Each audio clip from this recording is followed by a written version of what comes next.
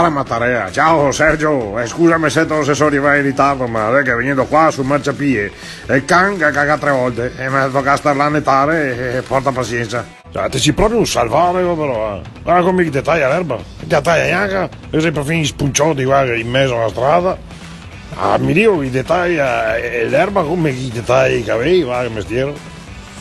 Oh, guarda qua Ettore, di che ho fatto a fare su masci, Lazzaro, canda l'ostia, andiamo sotto il pergolo, vai, sei più fresco. E ora Giuliana, se te lo manda una dei bacchetti, te me lo dici che fa una faccia così, ecco, capito?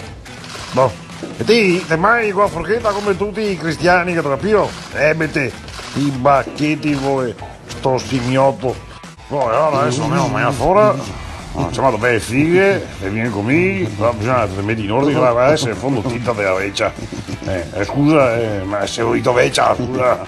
No, sì, inutile che te mi porti qua in assemblea del condominio per sputanarmi perché taglio l'erba la domenica mattina. Ehi, so sempre in capanò, tranne la domenica mattina, e a domenica mattina taglio l'erba. Quindi te tasi, te dormi e non te mi rompi i coglioni. Come ci si sente ad aver perso la patente per ubriachezza? Mia patente a recupero ti invece affaccia a culo tocca tenerla. No.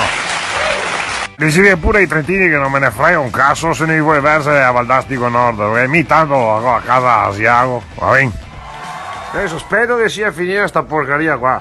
E dopo quando chi mi parla dei vini francesi, formaggio tedesco, che dico o se Veneto, se no è figa tamare.